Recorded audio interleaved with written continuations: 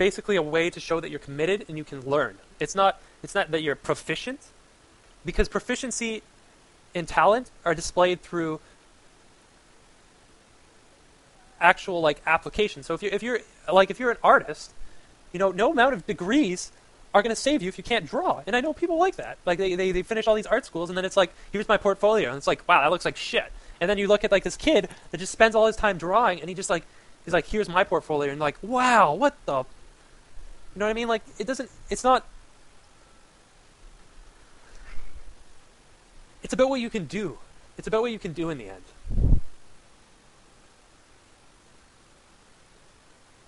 If you can show people that you are capable of doing something, they're not going to turn you away because you don't have a degree. That's the bottom line. If you can legitimately show someone that I can do this, this, this, this, then people are going to be like, wow, no fucking way, because you don't have a piece of paper. That's not the way the world works. Some people will turn you away. Some people will turn you away, but they'll turn you away for the wrong reasons.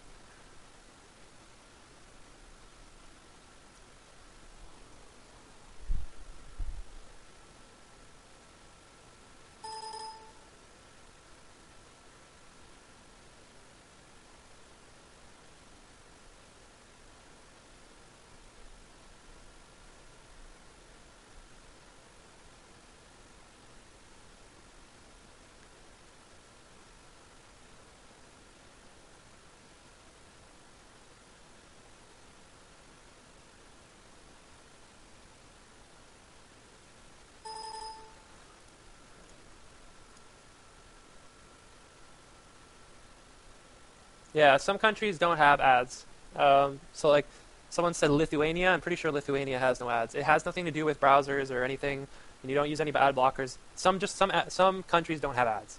I know North America has like a good set of ads, and Germany and all those places, but a lot of the small European countries, or maybe even some of the Asian regions in Asia, don't have ads. So yeah, that's just that question. But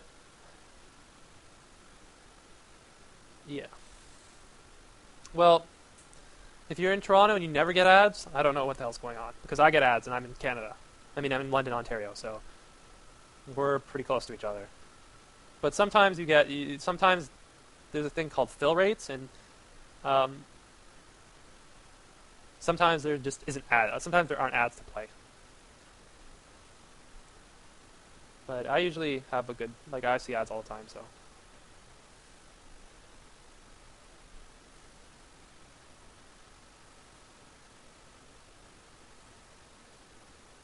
I don't know about that. Coming to my place, some random people coming up to my place.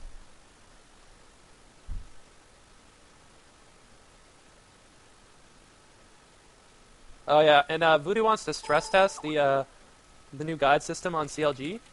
So if you want to go on clg.net and just like go to the guide section and then click on like create a guide, and then click here, and then just like, you don't even have to create it, but just like use the system. And if you can just do that really quickly, Voodoo just wants to stress test it, because yesterday when we implemented the guide system, the website was running slow, and there was a lot of stress on the server, so we had to buy another server.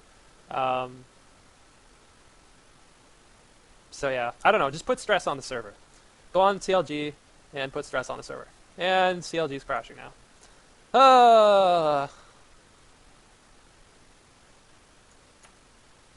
Okay, well, that's good stress test. Nice, Voodoo, nice. Well, that sucked. Don't go on. Stop going on CLG. Stop going on CLG, please.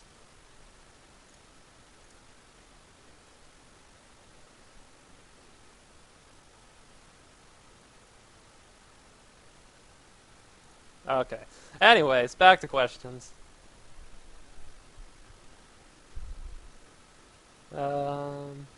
Let's refresh one more time.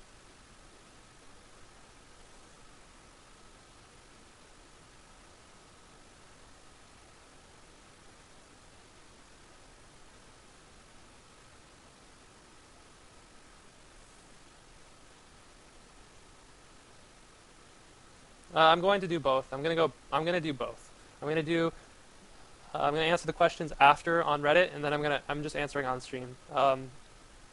Just because I'm trying to keep both people happy instead of just totally isolating one group of people.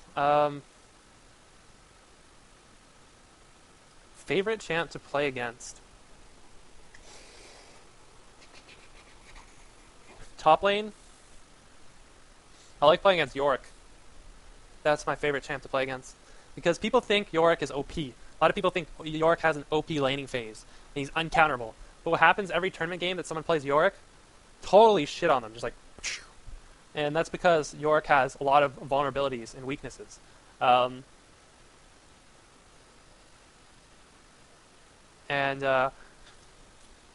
Yeah.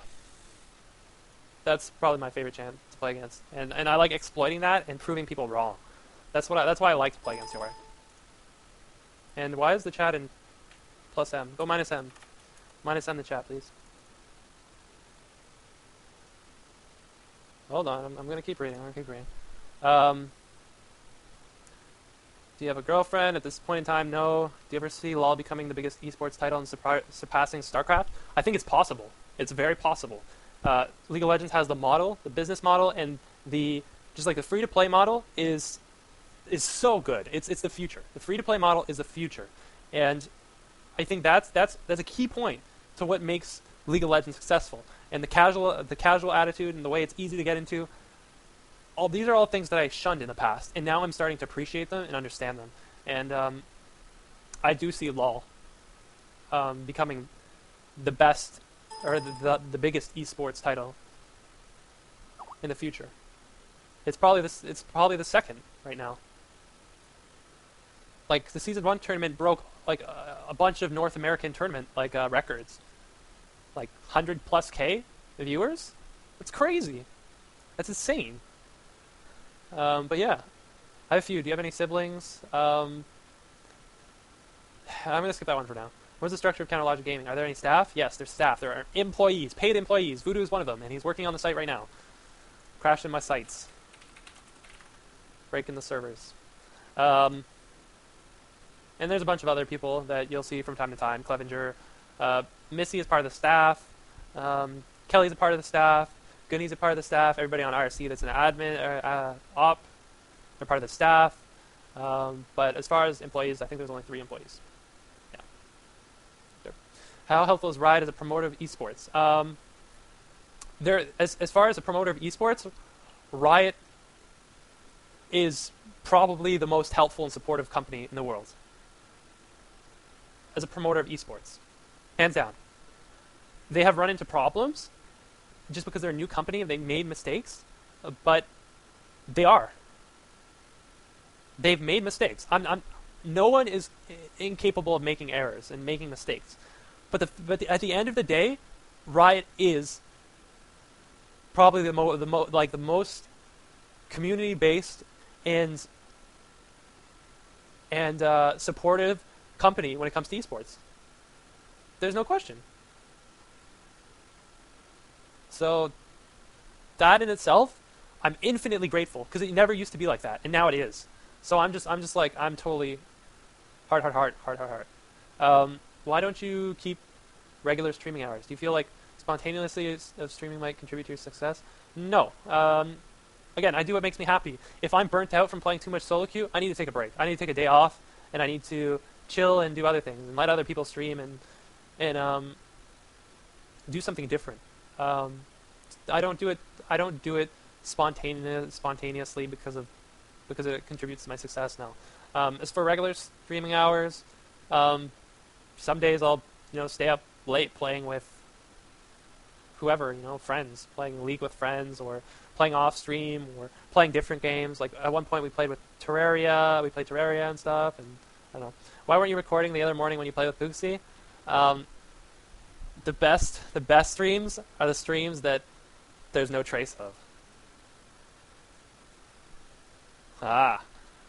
So now I know you're a fan for life. But we have this understanding that not everybody has. NP.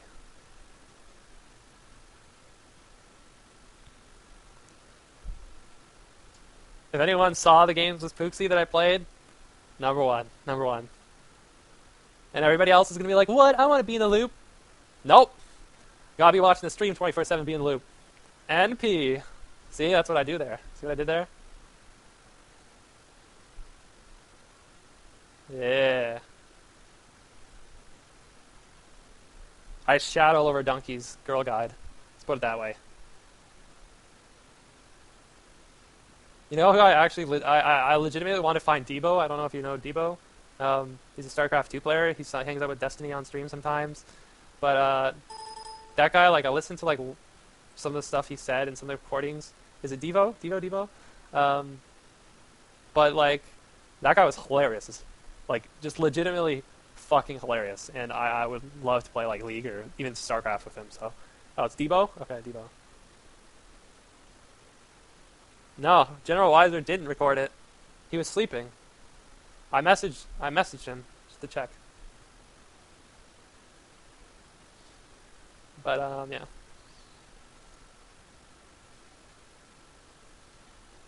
It's not playing well competitively. What we do for a living. At this point, I'm not worried because I can find something. I know I can find something. A lot of doors and opportunities have opened up for me, and not just at a company or through experience, but like the ability for me to feel secure in like making a business or like running a business or even finding ways to support myself. I know I can make it. Like I already feel confident. I could go into real estate and like buy a bunch of properties and then manage them and live off that. Like there's so many things I can do, and I know so many people that would help me in that regard and help me do those things. So, yeah. Do you think the future? Do you think about your future in gaming in year 2000? I'll always want to play games. That's never going to change. I'll always want to play games, no matter what. If I suck at them, I'll still want to play them. I've been playing games for God knows how long, and I'll always want to play games. That's never going to change. 2-1 here. Have you ever been recognized on the street? Never, because I never leave my house. But a lot of people have been like asking me some people that I grew up with and or went to school with. They've like tried to contact me on League and stuff. Like my cousins play. Just so many people that I know play League.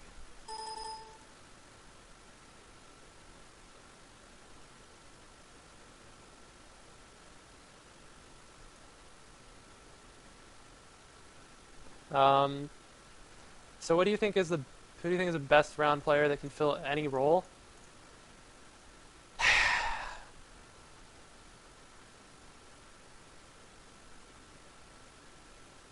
I think Chowster is. Hardest top you've ever... Wicked's Aurelia. Hands down, Wicked's Aurelia. I think Wicked's probably one of the easiest players to ban, but he's the hardest top I've ever played against. Dyrus is probably the easiest. Rain Man would probably be the second easiest.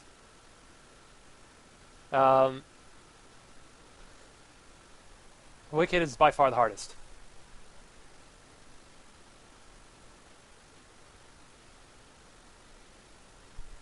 And if you ask me, if you ask someone like when I played solo mid AP, who was the hardest person to lane against, they wouldn't say me. They'd be like, who's the easiest person to play against?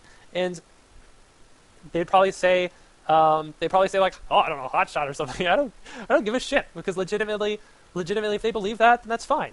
And if one point you believe that things are a certain way, or you don't believe what I'm saying is true, or Dyrus doesn't believe what I'm saying is true, or Rainman doesn't believe it, prove me wrong. Prove me wrong. Come at me, bros. Come at me. Voyboy is also a very hard player to lane against, I think. He's pretty good. Wicked is still number one.